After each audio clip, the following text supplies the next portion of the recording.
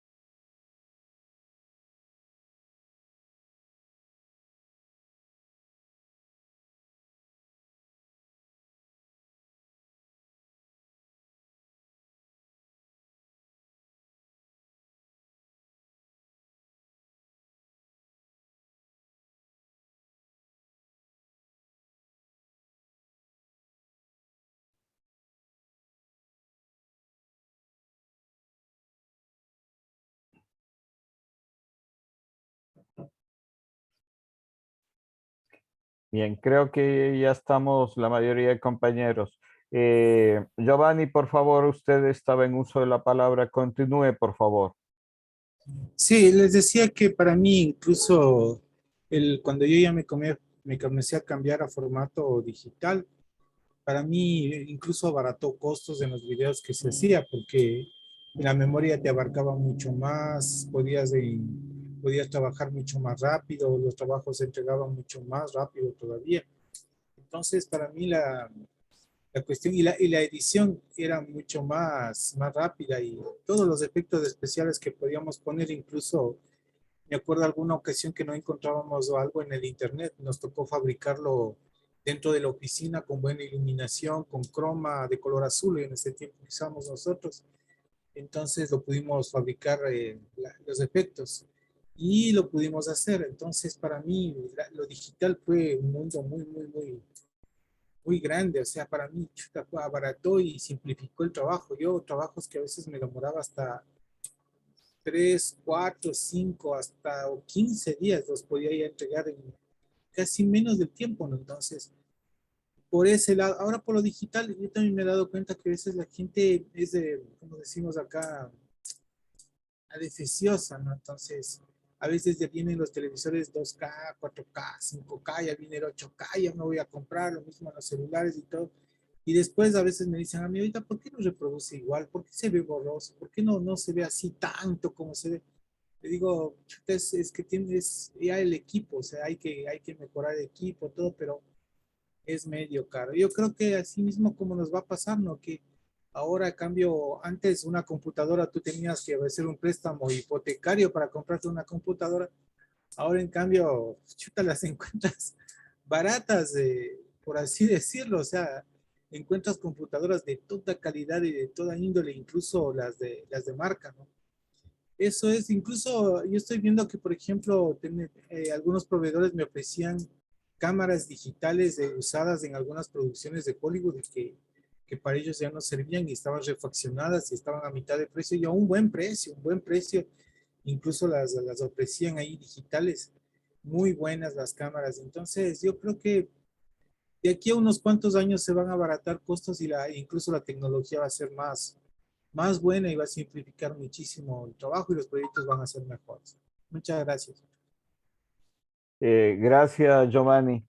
Si bien lo que usted dice tiene razón en el sentido de que se ha facilitado el trabajo para muchos realizadores, pero también pongámonos a ver justamente ¿cuál es el destino de estos trabajos? En qué sentido?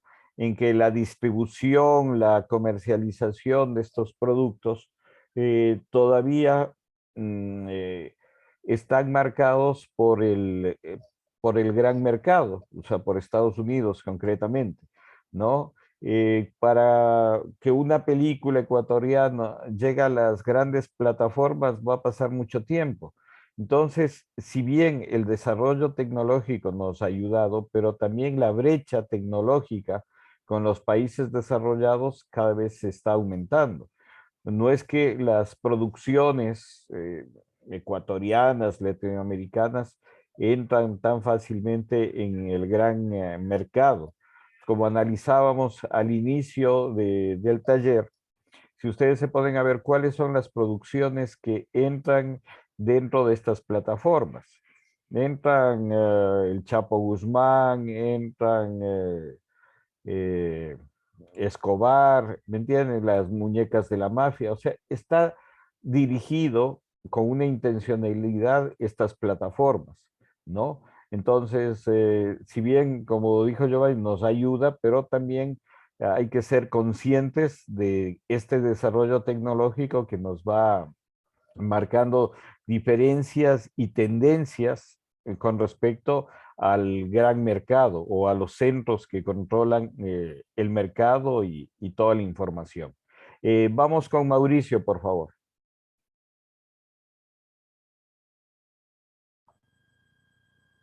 Buenas noches, Carlos. Buenas noches, compañeros. Bueno, sí, manifestarles que, eh, eh, claro, este cambio tecnológico nos trae muchas facilidades, pero también yo me estaba haciendo acuerdo de que nosotros teníamos acá en la Casa de la Cultura de Loja las máquinas de proyección de 35 milímetros y a veces era bien complicado el audio, siempre el audio salía analógico, ¿no? Entonces, era de llevarlo por 2 días y todo eso. Entonces, yo pienso que sí en el sonido ese cambio, yo pienso que sí nos ha beneficiado, sí ha habido un progreso bastante radical, porque ahora ya como todo está un poco más digitalizado, yo creo que sí tenemos una mejor recepción de sonido comparándolo con lo analógico, ¿no? Claro, lo que usted, lo que manifiesta también los compañeros y Giovanni, es en el sentido de que, por ejemplo, cuando antes teníamos estos cassettes de High 8 y todo eso, realmente para descargarlo es en tiempo real, es decir, la misma hora que se filmó, esa misma hora te demorabas en descargar el video y lo mismo en un VHS y todo eso. Entonces yo creo que en cuanto a tiempos, eso un poco la era digital sí nos ha ayudado un poco. Ahora, claro, lo que usted dice bien, Carlos, es que no tenemos televisores 4K o las televisoras o las películas no están transmitiéndose en esos formatos. Entonces, claro, allí hay digamos, un retraso, si se lo puede llamar así, para nosotros estar esperanzados en 4K. Por ejemplo, tengo un compañero, si lo conoce tal vez Carlos, Julio, él por ejemplo tiene un celular que filma en 4K, los iPhones creo que tienen ese formato, entonces, claro, al momento que se va filmando se nota si hay si hay un cambio en la imagen, porque la imagen es súper nítida, ¿no? Entonces yo pienso que, claro, todavía estamos si no en proceso o en pañales para tener este tipo de formatos o estas transmisiones que nos, eh, que nos, eh, que nos dan. Ahora, obviamente yo cuando estaba, hacíamos cine de 35 milímetros acá en la Casa de la Cultura, eh, eh, a veces nos decían, no, pero si ya el formato de 35 milímetros ya ni existe. Entonces yo les decía, no, eso es mentira. Ese es todavía el mejor formato en donde se proyectan todavía en los cines las películas. Claro que ahora ya ha cambiado, tanto en Europa, ¿no?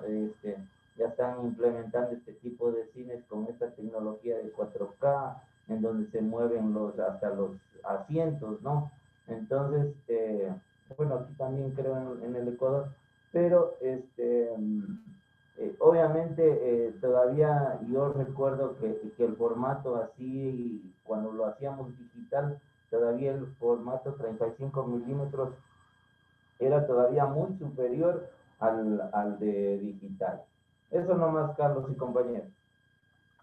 Gracias, Mauricio. Sí, efectivamente, el, la tecnología no es mala, al contrario, la tecnología nos ayuda y nos ayuda mucho a la gente que está en la parte de producción, ¿no? Lo que es importante es también ver los soportes y la vida útil que vamos a tener de estos soportes.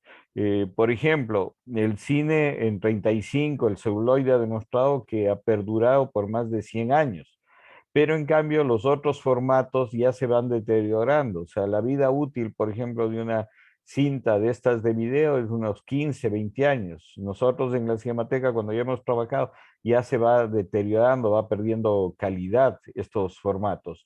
Y el problema del digital también es el soporte que perdure. Ustedes saben, uno graba muchas veces en digital en los discos duros externos. Antes los discos duros tenían un soporte magnético también, pero actualmente son soportes ya discos duros compactos. Y el problema, que igual los técnicos dicen, un disco duro te durará 10 años. Y después de los 10 años tienes que estar como cambiando de formato. No, igual cuando se te daña un disco duro externo, se te cae eso, ya no recuperas muchas veces la información. Entonces, ojo también con los formatos digitales, que a veces se pierde mucha información en los formatos digitales. Vamos con Marvin, por favor. Bien, buenas noches, compañeros, buenas noches, estimado maestro. Coincido con lo que mencionan tanto Giovanni como el compañero Mauricio respecto al hecho de tiempos que nos redujo a este tema de lo digital, también nos redujo el tema de costos, como lo mencionó también el compañero Giovanni. Y creo que algo que tenemos a favor, a más de eso, es que es menos complejo la utilización de este tipo de dispositivos. Como ya lo mencionaba Mauricio de forma bastante correcta y a mí me ha sucedido varias veces. Tengo una cámara Canon, igual es 77D, que es más o menos una cámara regular, se podría decir, como para poder grabar o tomar fotografías, pero también tengo un iPhone y con el iPhone muchas de las veces las tomas salen mejor y no toca de realizar tanta configuración como lo es en una cámara digital, así sea una reflex. Es más fácil, entonces nos ayuda también a eso. En la actualidad, como se ve, el mismo iPhone que ha sacado el 13, ya graba en una calidad de cine, con desenfoque y enfoque y solamente tocándole con el dedo. Entonces, eso creo que ha ayudado a que en muchos lugares se pueda hacer cinematografía, se pueda grabar, se puede hacer memoria social a través del tema audiovisual. Sin embargo, también ese hecho de tener tanta facilidad de grabar, de tomar fotografías, todo el tema digital, si bien nos ha brindado el hecho de que podemos almacenar mucha información en un disco tal vez sólido, extraíble o externo, de 2 teras, podemos llenarlo de tanta información. Sin embargo, ese hecho tal vez es la reducción de la calidad de lo que se ve. O sea, la calidad de lo que se ve a muchas de las veces en un video no tiene, qué sé yo, un guión establecido, porque de alguna forma, pues la mayoría de las personas simplemente graba por grabar. Y esa saturación de tanta información que nosotros podemos encontrar, pues lamentablemente también a nosotros nos crea ese, no sé, complejo, ese error de ponernos a observar de todo. Por poner un ejemplo, esta red social que recientemente ha estado sumando tantos adeptos, TikTok. Ahí solamente encontramos bailes y en una calidad tremenda, porque obviamente muchas de esas personas tienen celulares de la última gama. Sin embargo, el contenido que estamos observando no es el mejor. Lo mismo pasa en YouTube, que observamos a veces YouTubers que simplemente se ponen a hablar tal vez de un juego, o se ponen a hablar de cosas a veces sin mayor sentido. Y lo otro también que se mencionaba acá es el hecho de que sí, para nosotros poder tener el tema ya de la tecnología 4K, que inclusive en Japón, de lo que conozco, que ellos ya están ¿cómo se llama? Con 8K, no solo en la mayoría de las casas o domicilios. A nosotros nos tocaría igual realizar esa adaptación. En mi caso, como una experiencia personal, yo sí tengo un par de televisores en 4K, pero ¿qué es lo que me tocó de hacer? Comprar también un plan de internet de por lo menos 100 megas aquí en la casa para poder disfrutarlo, porque no tenía ningún sentido comprarme un televisor 4K y también aparte de eso suscribirme, en este caso yo tengo suscripciones a varias plataformas de video para poder obviamente disfrutarlo, porque si es que uno quiere ver este tipo de contenido, pues necesita readecuar muchas cosas, el internet, el televisor, etcétera, etcétera, etcétera. Pero lo que sí me he podido notar es el hecho de que más a través de las plataformas podemos disfrutar tal vez de los contenidos de esa tecnología, porque en la televisión, inclusive en los mismos servicios de cable, no, nunca nos va a llegar en 4K, nunca nos ha llegado ni Full HD como lo mencionaba de forma bastante clara usted. Entonces, ese es el inconveniente. Y como lo mencionaban en el video, esto va a seguir siendo así, va a seguir siendo una tecnología tras otra. De aquí del 8K, ¿qué otra cosa sacarán? Porque la intención, pues también dentro de este sistema capitalista en el cual vivimos, es crear, como se llama, más tecnología, nuevos productos y cada vez venderlos. Y como lo mencionaba algún compañero, pues mucha de la gente a veces hasta se llega a endeudar con tal de comprar el mejor televisor, la mejor cámara, para a veces inclusive solamente grabar, qué sé yo, cumpleaños, pero ya se compran a veces uno la mejor cámara con tal de tal vez llegar a grabar esa información o grabar cosas a veces muy simples y banales. Eso quería comentar, estimado Carlos. Gracias, Marvin. Sí, efectivamente es lo que pasa, ¿no? Nos crean una dependencia de la tecnología, nos crean falsas necesidades muchas veces, ¿no? Para que estemos en eso. Como decía, hay gente que a veces no tiene para comer, pero se compró el televisor grandote ahí en su casa, ¿no? Entonces, yo creo que un poco sí tenemos que reflexionar en este caso, no solo en este grupo, sino como país de las cosas que estamos viendo. Y me hizo acuerdo, ahora que mencionó la red TikTok, no solo la red TikTok, sino que con este fenómeno tan lamentable de las masacres en la penitenciaría, muchos de estos presos grababan los actos de barbarie que estaban cometiendo ahí y hay gente que lo comienza a circular.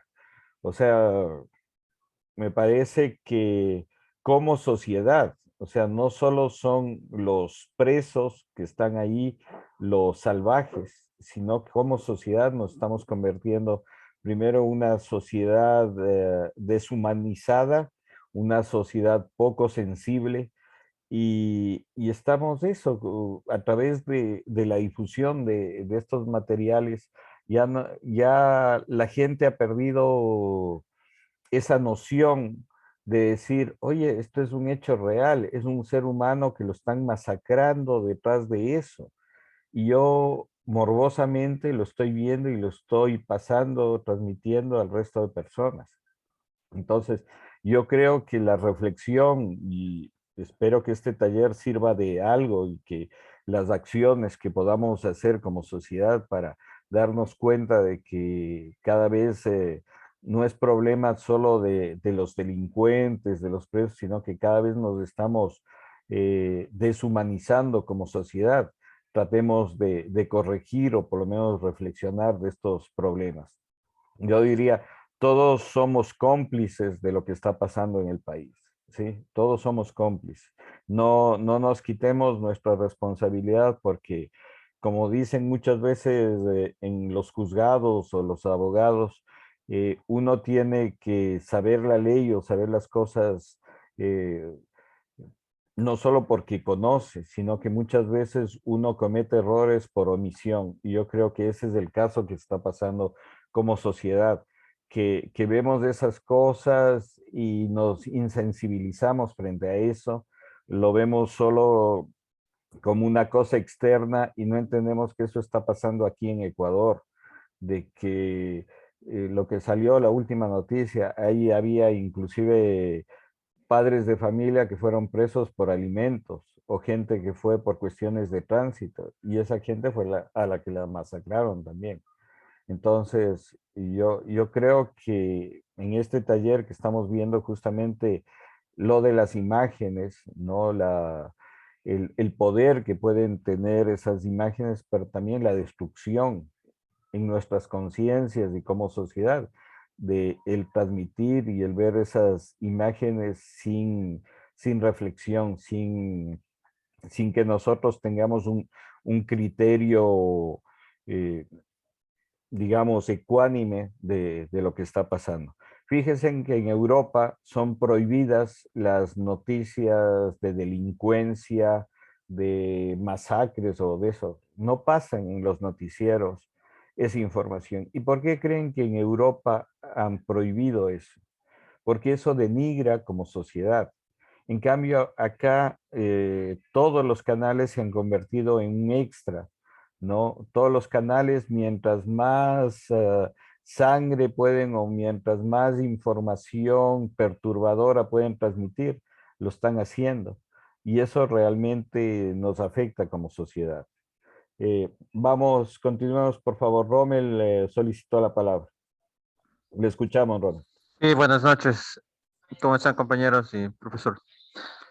Sí, rescatando un poco de las palabras de los compañeros y del documental que vimos, que había una parte que decía, o sea, que puede ser la tecnología que avanza, pero siempre, o sea, debe primar el contenido. Y estaba acordando bueno, con la película que usted nos envió del irlandés de Martin Scorsese. Y precisamente estaba acordándome de él que mencionó que esa cuestión de que las películas de superhéroes de Marvel no son cine. Y hubo bueno, por algún grupo hubo alguna polémica, pero en verdad cuando él menciona eso, él explica también las causas por qué él dijo eso. Y sí decía que en las películas, digamos, de superhéroes no hay como un peligro genuino, no hay un riesgo genuino. En cambio, hay varias películas que él también menciona en una entrevista, o sea, todos pueden buscarlo en internet y leer esa entrevista. Él puede encontrar incluso, o sea, cosas inesperadas en las historias. Que bueno, sabemos las películas de superhéroes, ya todos no sabemos la historia, cómo empieza, cómo termina. Entonces, hay muchos directores que él menciona que, como Wes Anderson, como Paul Thomas Anderson, que tienen historias muy diferentes y cada historia de ellos es distinta, ¿no? Entonces, eso es como, o sea, que nosotros debemos preocuparnos del contenido que estamos viendo, del contenido que estamos compartiendo, más que la tecnología en sí. Entonces, puede ser la película en 4K, en 8K, en las K que vengan, pero si no hay ningún contenido, no hay algo que en sí sirva al ser humano, sirva para que sea un ser humano mejor, para que reflexione. Entonces, no es nada, pues, es algo vacío, son nada más que imágenes. Entonces, Martín Scorsese decía en su entrevista que una cosa es el cine y otra cosa es el entretenimiento audiovisual, que es muy diferente. Eso, profe y compañeros, que quería compartir. Gracias, Rommel, por sus palabras. Sí, efectivamente, yo creo que este desarrollo tecnológico y las facilidades que nosotros podemos tener para grabar y eh, transmitir estos productos, tienen también que ir a la par de justamente de eso, de tener buenos contenidos, buenos argumentos. Y eso es lo que hemos visto últimamente, que en la producción en general mundial no hay unos argumentos que diga, wow, esta película, ¿no? Si ustedes se ponen a ver la mayoría de cineclubs en el mundo, regresa a los clásicos. ¿Y por qué creen que regresan a los clásicos? Porque son historias maravillosas, son historias que nos conmueven, ¿no? Pero justamente las últimas historias, especialmente estas de Marvel y todo eso, los superhéroes, son historias que ni fu ni fa, o sea, no pasan nada ahí y no tienen nada que ver inclusive con nuestra realidad. No sé si alguien más quiere decir algo, aportar algo. Giovanni, le escuchamos. Sí, compañeros, disculpen que sea tan... Verán, sobre lo que decían los demás compañeros, o sea, cualquiera se pone a grabar y tiene bastante sentido, ¿no? Porque, por ejemplo, la otra vez acá se hizo un festival de cine juvenil y era para, para el Ministerio de Salud Pública para elegir un poco lo que era material de IST, material de información y comunicación, para lo que era embarazo adolescente. Entonces, esa fue la temática. Entonces se convocó a un concurso, me acuerdo, y lo que nos dimos cuenta fue que mucha gente simplemente piensa que hacer cine es agarrar la cámara y grabar. Cuando se les dio un taller sobre los planos, sobre la ley de cine, porque me acuerdo se gastaron unos chicos, reunieron dinero y se gastaron una buena producción y se les pidió que por favor, o sea, no exista nada de, ni insinuaciones de desnudos en cuestiones de menores de edad, ¿no? Y por una, no sé, incluso era la espalda desnuda de una chica de 17 años, entonces por el no permiso de los padres, simplemente desperdiciaron el dinero y eso quedó ahí. O sea, y no se sabe, ¿no? O sea, nadie sabe, por ejemplo, cuando yo hago una cuestión de filmar, les digo, necesitamos los derechos que firmen los derechos de uso de derecho de imagen, especialmente si son menores de edad. Entonces mucha gente dice, ¿para qué es eso? Si la gente sube, si esa gente, no, le digo, las cuestiones no son así, no son así. No es nomás de coger y de hacer eso y se acabó. Le digo, hay ley, una ley en la cual incluso a los que somos productores o los que estamos de directores nos puede perjudicar a nosotros, porque nosotros somos los que estamos al frente de eso. Entonces, hacer cine implica una planificación, implica saber llegar, implica saber dirigir, estar en coordinación con todo un equipo. A veces uno tiene que hacer tres, cuatro cosas ¿cómo se llama? El plató, pero hay otros compañeros que también te ayudan en la iluminación, los que capturan el sonido, los que nos ayudan con los efectos especiales, o los que te ayudan a montar el croma, los actores. Y entonces es análisis, es conversar, es el saber, es el decir al actor, te sabes las líneas, cómo está, los ensayos para saber. Por ejemplo, eh, en una pelea, como les decía a algunos actores, les digo, en una pelea tienes que saber simular y eso también es un arte, es una ciencia. Para la gente, los dobles de acción estudian, para eso se preparan para eso. Porque unos compañeros hacían con golpes reales y le digo, ¿y si el otro día te toca filmar en otro lado? Y si tienes un mal golpe y te pegan, entonces el cine tiene muchísimas cosas, planificación, saber dirigir medios digitales, distribución. Entonces, y el contenido específicamente, como le decía alguien, a veces el contenido, a veces cuando estás filmando y queda algo bueno, entonces tienes que saberlo calar en el contenido. El actor también tiene que saber cuándo improvisar y cuando improvisa, envolverle a tu compañero para que él también haga lo mismo y salga algo bonito, ¿no? No va a salir algo así nomás. Entonces, hay reglas, hay un montón de cosas que la gente no entiende. Piensan que simplemente es de disparar una cámara. A mí me mandaron una invitación desde España para participar y ellos ya lo están haciendo, ¿no? Que es del cine a través de celulares. O sea, coge tu celular y puedes editarlo en cualquier tipo herramienta digital, pero piden el contenido, eso es lo bueno, que piden el contenido, piden ¿cómo se llama? El libreto técnico para ver cómo está. Entonces, eso es lo que quería decir. O sea, sí, yo estoy de acuerdo con mucho de que el contenido es básico. Y, pero como decíamos también, ¿no? Verán, el Ecuador se está encasillando solamente en hacer cine con ecuatorianismos y no nos estamos abriendo más allá, y eso lo analizamos la clase pasada, que prácticamente no se consume ecuatoriano porque fácil y sencillamente nos estamos encasillando aquí adentro y no estamos nosotros buscando otras formas de cine. Por ejemplo, analizábamos que el cine coreano tenía las dos formas, ¿no? El cine comercial y también el cine en el cual identifican su folclore. Entonces nosotros también podemos coger eso, hacer tal vez una combinación de las dos y podemos comenzar a trabajar. Eso nomás era, muchas gracias. Gracias, Giovanni.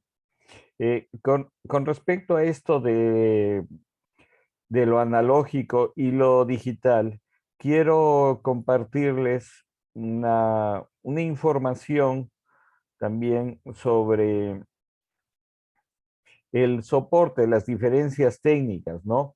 La película cinematográfica puede transmitir mucha más información visual. Una disparidad en la tasa de contraste. La cinta puede ser mucho más detallada y ofrecer una gama de tonalidad mayor. La escala, la imagen en película de 35 milímetros está concebida para su exhibición en un área de proyección de cientos de metros cuadrados. Las imágenes en video parecen vagas y granuladas. El sonido de las analógicas es mejor que en el de las digitales. Mejor trasfoco, o sea, más profundidad de enfoque. La capacidad de conservación a largo plazo. O sea, una película en celuloide está comprobado que dura más de 100 años. El costo, las copias en video son muy prácticas, accesibles y comparativamente baratas. Aproximación en video posible a la película original. Estas son un poco las diferencias entre lo digital y lo analógico, especialmente con el cine, con las cintas de celuloide.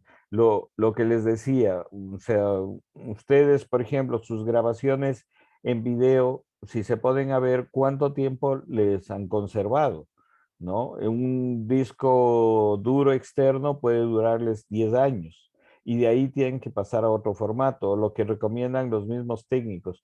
Si ustedes tienen un disco duro externo, tienen que respaldar en otro archivo esa información y de pronto formatear ese disco para volverlo a cargar. Pero actualmente se está buscando otras formas de conservación. Inclusive en las cinematecas de los Países Bajos, de Bélgica, por ejemplo, están pasando los DCP, que son las películas terminadas en video, en HD, 2K, pero la forma de proyección en las salas de cine es en DCP. Están tratando de pasar este DCP a celuloide. ¿Por qué? Porque se conserva de mejor manera en película de celuloide.